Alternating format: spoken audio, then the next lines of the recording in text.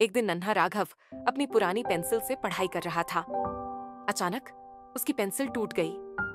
उदास होकर वह पेंसिल को उठाने ही वाला था कि पेंसिल चमकने लगी।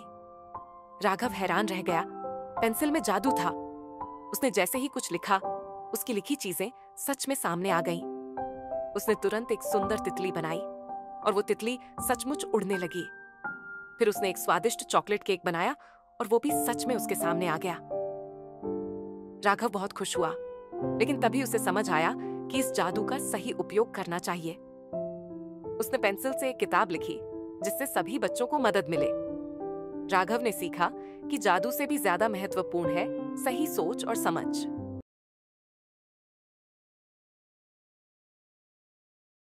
आदित्य एक छोटा लड़का था जिसे जादू बहुत पसंद था। एक दिन उसे एक पुरानी टोपी मिली। टोपी दिखने में साधारण थी, लेकिन जब उसने उसे पहना तो कुछ अजीब हुआ। आदित्य ने टोपी पहनते ही सोचा, काश मेरे पास चॉकलेट होती। अचानक उसके सामने ढेर सारी चॉकलेट्स आ गईं। वह हैरान हो गया और फिर सोचा, काश मेरे पास एक खिलौना कार होती। और तुरंत उसके सामने एक खिलौना कार आ गई। आखिर में आदित्य ने समझा कि इस जादू का इस्तेमाल सिर्फ अच्छे कामों के लिए करना चाहिए। उसने टोपी से जरूरतमंदों की मदद करने का फैसला किया।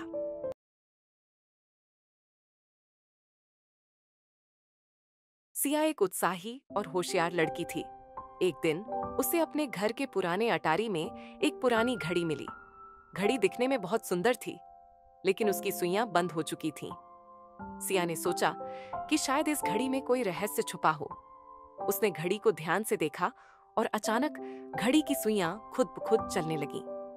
तभी घड़ी में से हल्की रोशनी निकली और कमरे में चमकने लगी।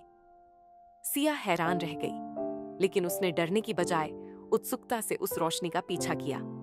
जैसे ही रोशनी गायब हुई, उसके सामने एक छोटा सा दरवाजा प्रकट हुआ, जिसे खोलते ही उसने एक नया और जादुई संसार खोज लिया।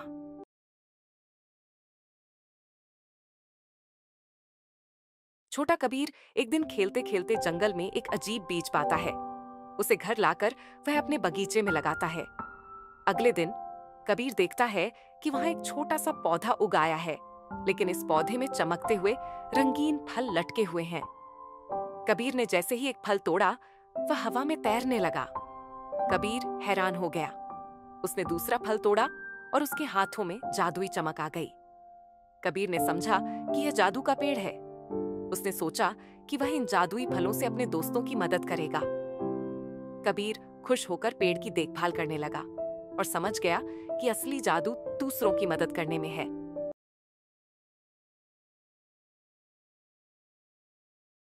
छोटी रिया को गुब्बारे बहुत पसंद थे। एक दिन मेले में उसे एक चमकीला सतरंगी गुब्बारा मिला। वह गुब्बारा बाकी गुब्बारों से अलग था, जैसे उसमें जादू हो। रिया ने जैसे ही उसे पकड़ा, गुब्बारा हवा में उड़ने लगा और रिया को अपने साथ आसमान में ले गया। वह बादलों के बीच उड़ी, पक्षियों के साथ खेली और इंद्रधनुष के पास पहुंच गई।